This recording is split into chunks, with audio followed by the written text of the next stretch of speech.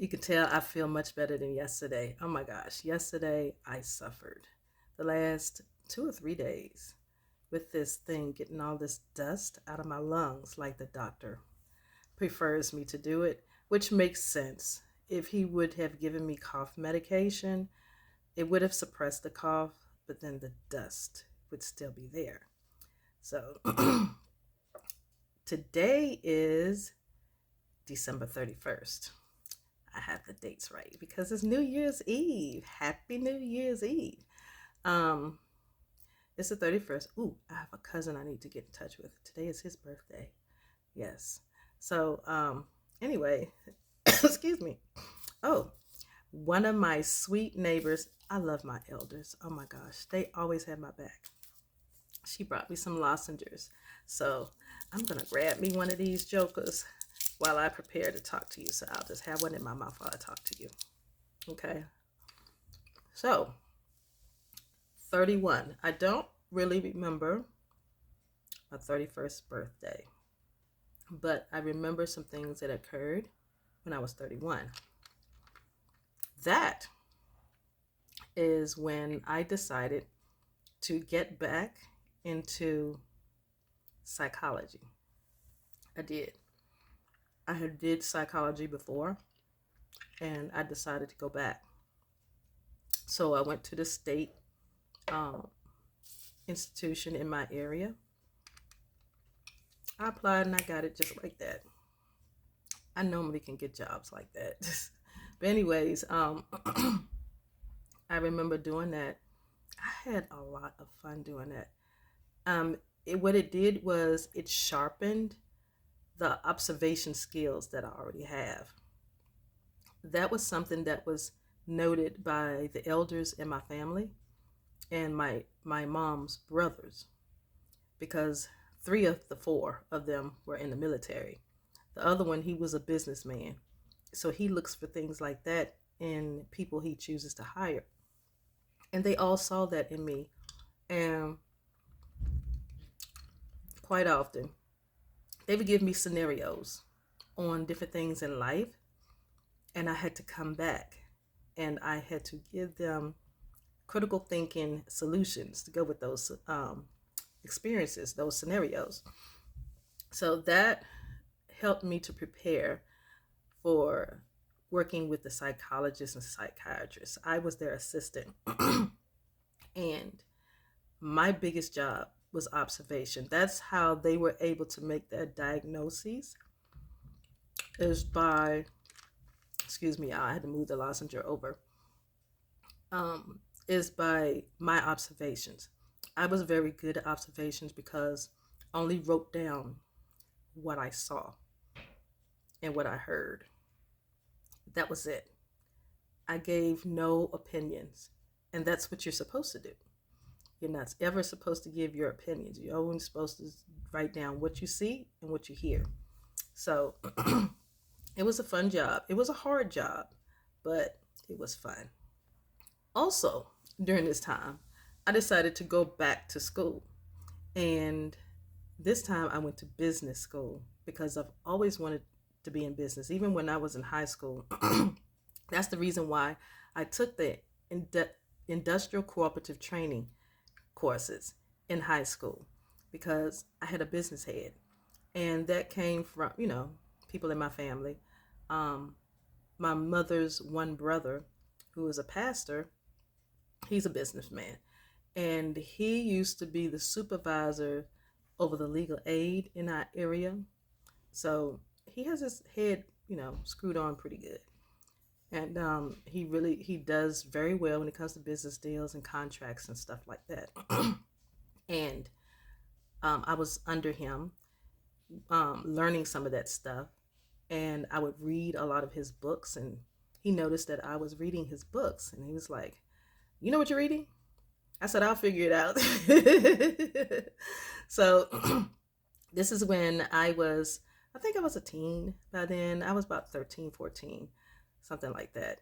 And he started talking to me about those things and giving me different areas in the books to read and focus on. Um, When I got into the ICT training, the industrial cooperative training in the high school, that's when I went and I got his books even more. I looked into them even more um, whenever he would come home, because by then he had moved to back to New York from here to New York. So some of his books he left with my grandparents, and I would grab those. Those I would grab because I just wanted to learn about business. And I guess that's why I went as far as I did with it. I have my master's in it. Um, my specialty is in organizational management. And yeah, I just love doing it.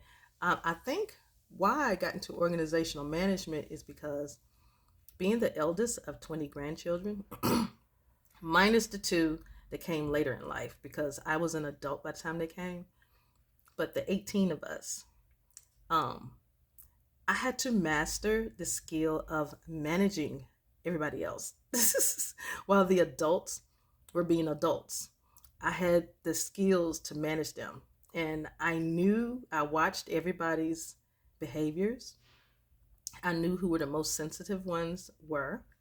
I knew who the most to be rebellious. I knew who would be the ones who were most to listen to me and follow commands.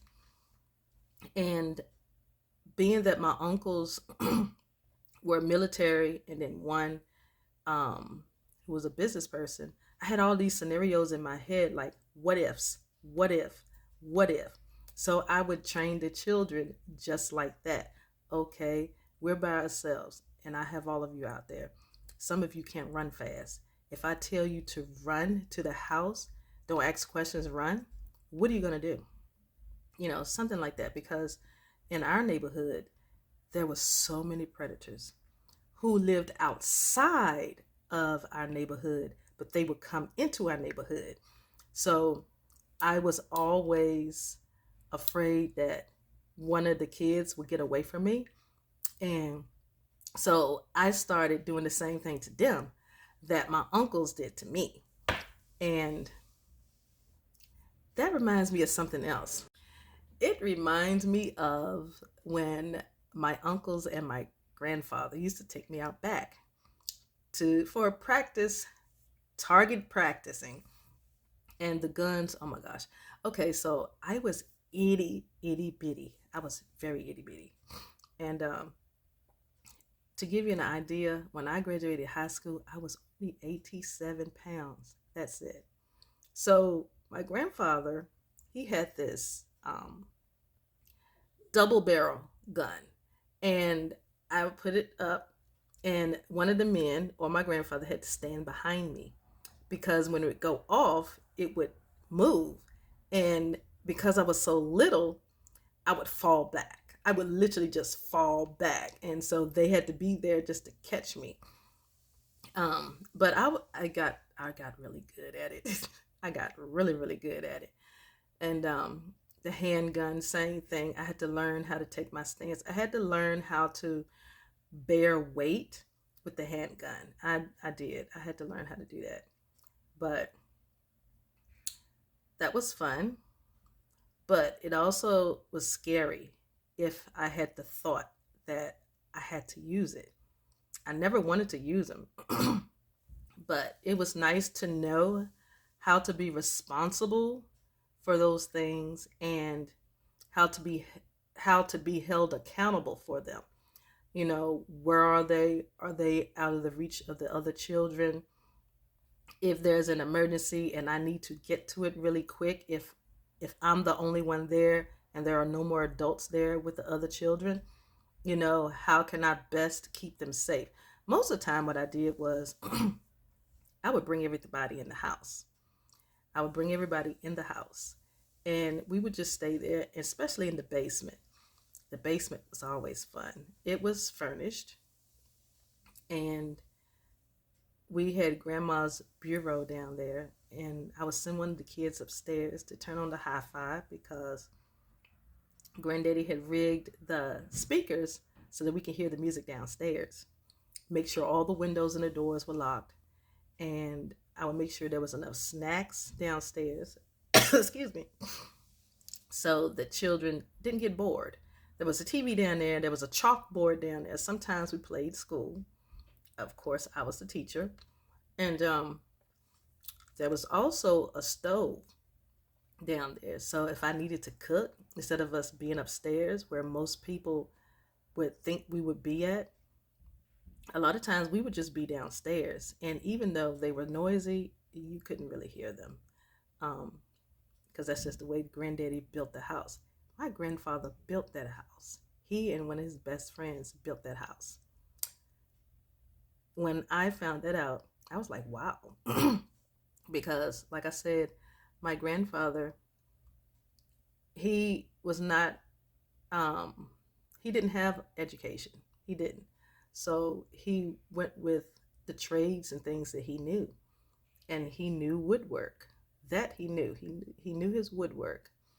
And it made me feel proud that he knew how to manage and take care of himself and the family, even without an education. I would have loved for him to have learned how to be able to read, but even without that, he was so wise. Oh my goodness, he was just so wise.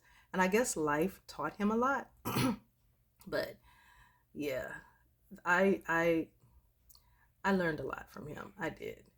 And it carried over into this my time with the psychiatrist and the psychologist. Excuse me.